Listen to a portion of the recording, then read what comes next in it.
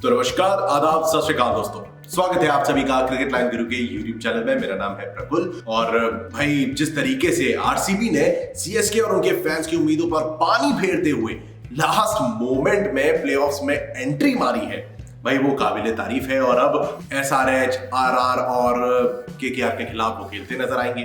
वहीं जो संडे को मुकाबले हुए थे उसमें एसआरएच ने पंजाब पर जीत दर्ज करी और दूसरे पायदान पर आ गए। आरआर और केकेआर का मुकाबला बारिश की वजह से धुल गया, जिसके चलते अब आरआर जो है राजस्थान रॉयल्स आरसीबी के खिलाफ एलिमिनेटर मुकाबला खेलती नजर आएगी।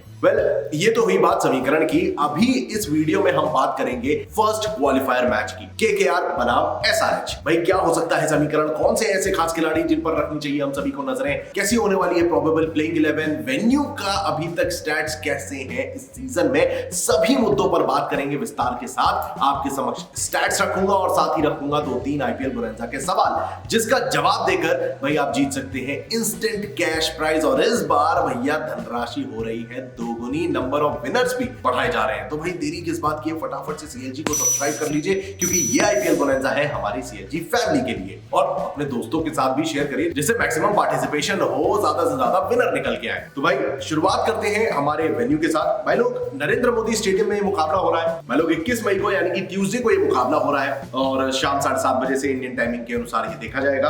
अभी तक इस सीजन में 7 मुकाबले नरेंद्र मोदी स्टेडियम में हुए हैं। एक मुकाबले का कोई रिजल्ट नहीं निकला, 2 मैचेस पहले बल्लेबाजी करते हुए और 4 मुकाबले सेकंड बैटिंग करने वाली टीम के नाम रहे। एवरेज स्कोर आप 175 का लगा सकते हैं। हाईएस्ट स्कोर यहां पर जीटी ने बनाया था 231 रन, और लोएस्ट स्कोर भी कोइंसिडेंटली गुजरात टाइटंस का है 89 रन्स फॉर 10 विकेट्स। भाई फटाफट से एक नजर जो है वो स्कोरिंग पैटर्न पर भी डाल देते हैं। दोस्तों फर्स्ट इनिंग के सभी स्कोर बताऊंगा। GT versus MI 168, SRH versus GT बनाए थे 162 रन्स। गुजरात ने फिर सभी मुकाबले पहले बल्लेबाजी करते हुए खेले हैं। 199 अगेंस्ट पंजाब, डीसी के खिलाफ 89 runs, 200 against RCB, 231 against CSK और केकेआर के खिलाफ भाई बारिश के खलन के चलते मुकाबला हुआ नहीं। तो ये तो होती है बात बल्लेबाजी की, फर्स्ट इनिंग सेकंड इनिंग्स के स्कोर की। बॉलर्स का प्रदर्शन कैसा रहा है इन 6-7 मैचेस में? 62 विकेट टोटल चटकाए गए हैं। 43 विकेट पेसर्स ने और 19 विकेट स्पिनर्स की झोली में गिरे हैं। ये है पूरा लेखा जोखा भाई नरेंद्र मोदी स्टेडियम का इस सीजन यानी कि आईपीएल 2024 में, जहां पर कैप्टन जो है वो सेकंड बैटिंग करना पसंद कर सकते हैं। बॉलिंग चूज करी जा सकती है टॉस जीतकर, और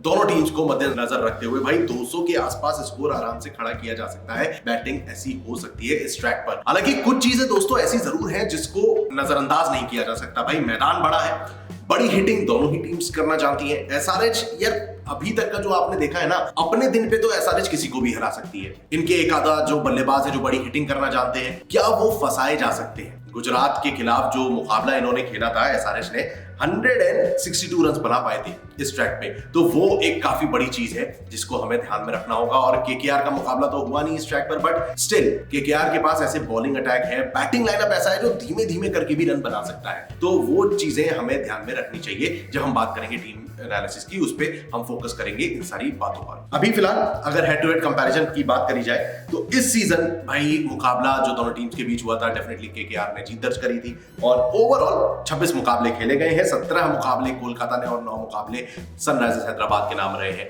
वहीं लास्ट 5 मैचेस में 3 मुकाबले केकेआर ने और 2 मैचेस सनराइजर्स हैदराबाद के नाम रहे। ये होता है अभी तक का समीकरण। बढ़ते हैं अब टीम एनालिसिस की ओर, लेकिन उससे पहले आईपीएल बोनंजा का पहला सवाल आपके समक्ष रख देता हूं। भाई इस अपकमिंग कॉन्टेस्ट में सबसे ज्यादा चौके और छक्के कौन सा बल्लेबाज लगाएगा? ये है आपके आईपीएल बोनंजा का पहला सवाल। आगे बढ़ेंगे, 2 सवाल और आपका इंतजार कर रहे हैं, तो भाई वीडियो पूरा जरूर देखिएगा, कहीं भी पूछे जा सकते हैं। स्टैट्स पे अभी हम फोकस करते हैं दोनों टीम्स की। बात करते हैं पहले कोलकाता नाइट राइडर्स की। भाई फिलिप सॉल्ट है नहीं और ऐसे में रहमानुल्लाह गुरबाज को खिलाया जा सकता है। ये ऐसी एक समीकरण बनाया जा सकता है जो कि रहमानुल्लाह गुरबाज, सुनील नारायण और फॉलोड बाय वेंकटेश, श्रेयस, ऐसी बल्लेबाजी हो सकती है। और यहां पर ही केकेआर भाई कहीं ना कहीं बैकफुट पे आती दिखाई दे सकती है if something goes wrong in the top order. Sunil Narayan तो भाई अपनी शैली में बल्लेबाजी करेंगे। ओवरऑल अगर आप देखें तो नारायण के बल्ले से 13 मैचेस में 461 रन बने हैं 182 के स्ट्राइक रेट से। और अगर विकेट्स की भी बात करें तो 15 विकेट सुनील नारायण ने चटकाए हैं। तो एज एन ऑलराउंडर ही can play a crucial role. Bowling की भी बात मैं आगे करूंगा।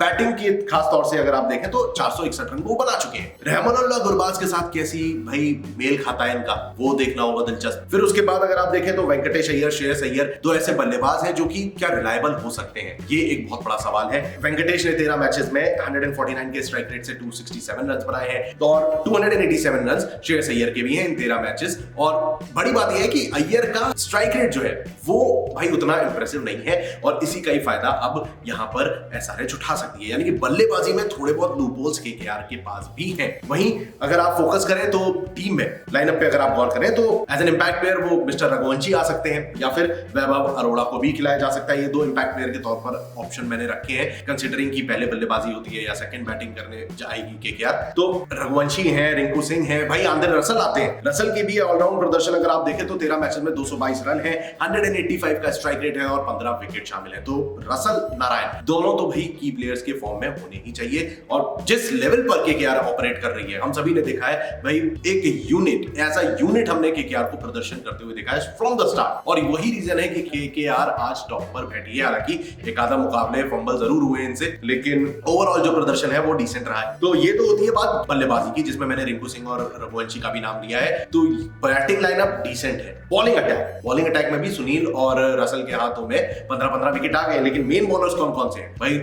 हर्षित राणा 11 मैचेस में 16 विकेट हैं और साथ ही साथ 9.71 का इकोनॉमी है, बट 11 मैचेस में 16 विकेट चटकाए और लगातार ये भाई ओपोनेंट पर प्रभावशाली गेंदबाजी कर रहे हैं। और इन्हें यहां पर सपोर्ट मिलता है वरुण चक्रवर्ती की ओर से, जिनके खाते में 18 विकेट है और चक्रवर्ती का इकोनॉमी है 8.34। अब अहमदाबाद के ट्रैक को मद्देनजर रखते हुए भले ही पेसर्स ने ज्यादा विकेट लिए हैं, बट यहां पर स्पिनर्स कहीं ना कहीं इस बड़े ग्राउंड का इस्तेमाल कर सकते हैं, और इसके तहत अगर आप देखो तो केकेआर ओवरऑल बैटिंग और बॉलिंग वाइज डिसेंट दिखाई दे रही है। आगे बढ़ते हैं और बात करते हैं इनके ओपोनेंट्स एसआरएच की, लेकिन उससे पहले भाई आईपीएल बोनंजा का दूसरा सवाल मैं आपके समक्ष डाल देता हूं। इस अपकमिंग कॉन्टेस्ट में भाई केकेआर की ओर से सबसे ज्यादा स्ट्राइक रेट किस बल्लेबाज का होगा, ये है आपके आईपीएल बोनंजा का दूसरा सवाल। चलिए भाई अब आगे बढ़ते हैं और एसआरएच पर फोकस कर लेते हैं। हमारी Sunrisers Hyderabad, Travis head, Abhishek Sharma, Nitish Reddy, Heinrich Klaasen, ये 4 ऐसे महारथी हैं जो कि इस सीजन में छाए हुए हैं। भाई ट्रेविस हेड भले ही लास्ट मैच में पंजाब के खिलाफ पहली गेंद पर आउट हो गए थे,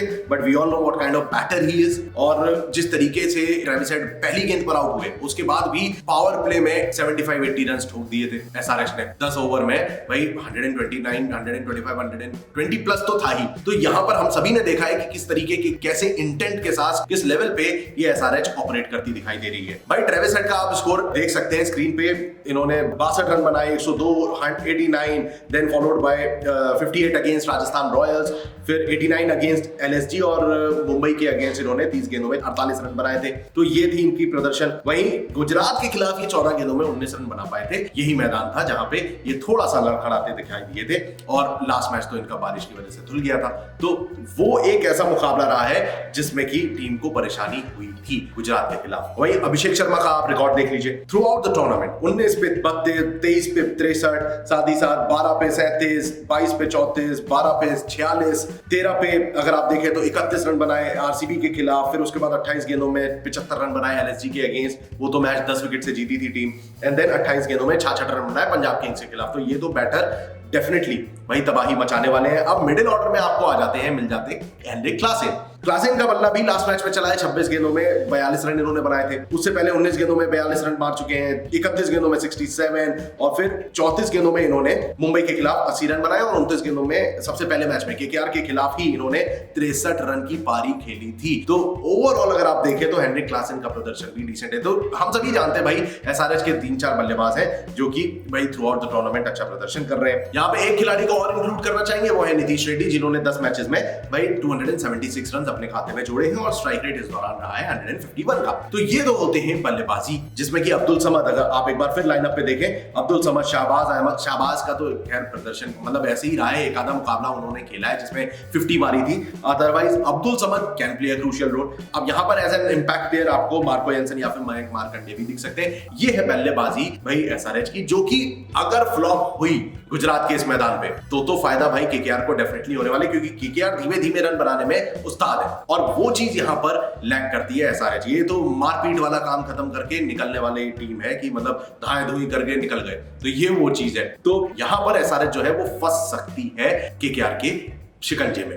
अब एक और ड्रॉबैक जो मुझे नजर आता है वो इनका bowling attack. PAT Cummins, T Natarajan, दो ही सक्सेसफुल बॉलर्स अभी तक रहे हैं। स्टैट्स आपके समक्ष हाजिर है। भाई पैट कमिंस का भी प्रदर्शन ग्राफ जो है वो डिसेंट रहा है, हालांकि महंगे एक आधा मुकाबलों में जरूर हुए हैं। वहीं टी नटराजन ने भी लास्ट एक आध मुकाबलों में विकेट चटकाई है, बट थोड़े से महंगे टी नटराजन भी हुए थे। यहां पर तीसरे गेंदबाज के तौर पे अगर आप देखें तो वो हो सकते हैं भुवनेश्वर कुमार, जिन्होंने 13 मैचेस में 11 विकेट लिए हैं। अगेन इकोनॉमी इनकी रहती है 9.12 की। तो ये तो हुए 3 गेंदबाज। अब इनके अलावा वो वी व्यासकांत हो गए, साथ ही साथ ये Jaydev Unadkat and followed by Mayank Markande. ये कुछ ऐसे गेंदबाज हैं जो कि टीम में शामिल हो सकते हैं। भाई वीडियो का अंत करने से पहले आईपीएल बोनैंजा का आखिरी सवाल आपके समक्ष रख देता हूं। भाई इस अपकमिंग कॉन्टेस्ट में एसआरएच की ओर से सबसे महंगा गेंदबाज कौन होगा? ये है आपके आईपीएल बोनैंजा का आखिरी सवाल। अब अगर बात करी जाए फाइनल कंक्लूजन की, तो ओवरऑल अगर आप दोनों टीम्स को रखते हो आमने सामने, तो केकेआर क्योंकि बॉलिंग अटैक भी डिसेंट है और बैटिंग लाइनअप में हम सभी ने देखा है फिलिप सॉल्ट की बस एक कमी है,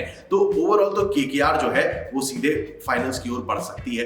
बट सेकंड बैटिंग करने वाली टीम का यहां पर बोलबाला हमेशा रहा है, और एसआरएच जो है वो एक बार यहां पर थोड़ा सा फ्लॉप हुई है, 160 के आसपास रन बनाए, बट एक बार फिर भाई उम्मीद यही लगाई जा सकती है कि सनराइजर्स हैदराबाद पहले ही मुकाबले में झटका दे दे कोलकाता नाइट राइडर्स को। तो दोस्तों इस पूरे स्टैट्स को मद्देनजर रखते हुए और अपनी क्रिकेटिंग नॉलेज का इस्तेमाल करते हुए आपकी क्या राय है? कौन सी टीम यहां पर सीधे फाइनल्स की ओर बढ़ रही है? ये आईपीएल बोनैंजा का सवाल नहीं है। कौन सी टीम फाइनल में जाती नजर आ रही है? पहली टीम जो कि आईपीएल 2024 के फाइनल में जा रही है? कमेंट सेक्शन में भाई अपनी राय भी जरूर देते जाइएगा। फिलहाल के लिए इस वीडियो पर लगाता हूं लगाम। जल्द हाजिर हुआ क्रिकेट की और तमाम अपडेट्स के साथ। Stay tuned and keep watching cricket live.